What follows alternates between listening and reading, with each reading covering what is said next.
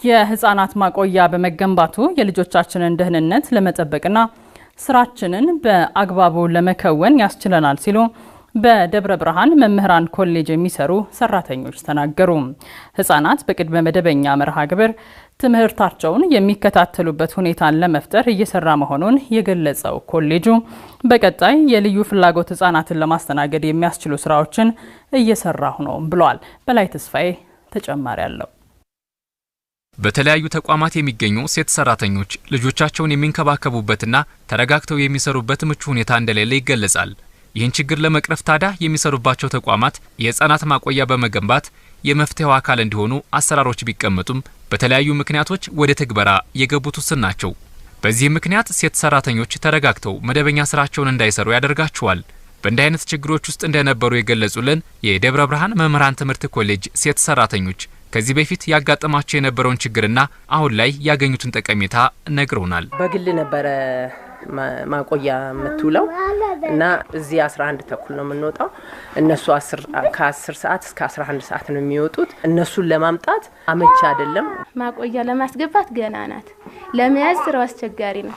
በጣም እየተሯሯጥኩ ነው ነበር የምሰራው። ፈታኝ ሰዓት ነበር የነበረ ካሁን በፊት ያለው። አሁን ዙሮ ከምንም በላይ ጠቅሞኛል። በጣም በቃ አሁን ተረጋግተን ነው የምንሰራው። እንደገና ደግሞ በጣም አመቺ ነው። መብያ ክፍላቸው ለብቻ ነው፣ መጫወቻ ክፍላቸው ለብቻ ነው፣ መተኛ ክፍላቸው፣ የሽንት ቤታቸው ሁሉም ለብቻ ስለሆነ ደስተኞች ናቸው ልጆቹ ራሱ። አሁን የኔም ልጅ ራሱ በጣም ደስተኛ ነች። የህፃናት ማቆያው የሴት ሰራተኞችን ችግሮች ከመቅረፍና የህፃናቱን ደህንነት ከመጠበቅ ጎን ለጎን ተጓዳኝ ጠቀሜታዎች እንደሚኖሩት የገለጹልን የመምህራን ማሰልጠኛ ኮሌጁ አሰልጣኝ መምህርት ትግሌ ደስታ ናቸው።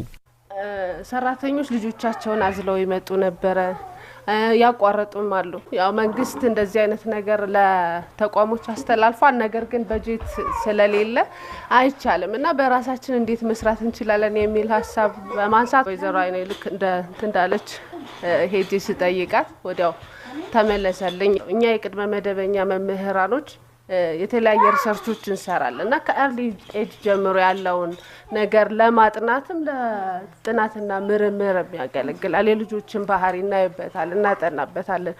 ተማሪዎችም እንደዚሁ ልምምድ ያደርጉበታል። የምናስተምራቸው ተማሪዎች መጥተው ልጆች ምን አይነት ባህሪ ያላቸው፣ ምን አይነት እንክብካቤ ያስፈልጋቸዋል፣ ይሄን ነገር ሁሉ በተግባር የምናሳይበት ነው። የህፃናት ማቆያውን ለማስጀመርና የውስጥ ሰራተኞችን ችግር ለመቅረፍ የባለድርሻ አካላት ተሳትፎ የጎላ እንደነበር የገለጹት ደግሞ የኮሌጁ አስተዳደር ጉዳዮች ምክትል ዴን አይኔ በለጠ ናቸው።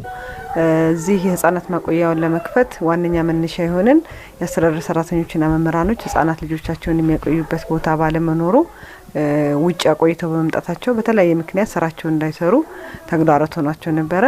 በዚህ መሰረት እንግዲህ በስርዓተ ጾታ አሃድ ላይ ወይዘሮ ትግሌ ነበረች። እሷ ሀሳብ አመጣች። ኮሌጁ ደግሞ የራሱን ህንጻ ተጠቅሞ በውስጥ ገቢው ነው ይሄንን ያቋቋም ነው ለህፃናቶች ምቹ እንዲሆን ጥራቱን የጠበቀ አገልግሎት ለመስጠት የሚመለከታቸው አካላቶች ይሄን ህፃናት ማቆያውን ለመስራት ሁሉም ቮለንተር ስለነበረ በዛ መልኩ በአጭር ጊዜ ውስጥ ነው ያቋቋም ነው። አሁን ስራ ከጀመረ 2 ወራቶች አልፎታል።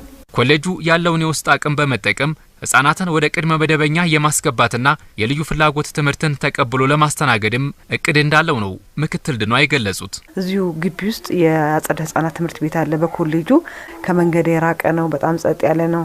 ስለዚህ ህፃናቶችን ከማቆየት ባለፈ ወደ አጸደ ህፃናት ለማሳደግ ታሳቢ አድርገን እየሰራ ነው። ወደፊት ያሰብነው የልዩ ፍላጎት ህፃናቶች አሁን በየቦታው ላይ እነሱን ለመቀበል ዝግጁ የሆነ የግልም ሆነ የመንግስት ተቋም ብዙ ስለሌለ እኛ ደግሞ ባለሙያዎችም ስላሉ ልዩ ፍላጎትም እዛ ጋር አቀናጅተን ወላጆች የሚቸገሩትን ወደፊት በዚህ ማዕከል ውስጥ ለማጠቃለል አሳባለን። ኮሌጁ የተለያዩ ቁሳቁሶች እገዛ ከተደረገለት በቀጣይ ከተቋሙ ውጪ ለሚገኙ ሴት ሰራተኞችም አገልግሎት ለመስጠት ዝግጁ መሆኑን ተገልጿል።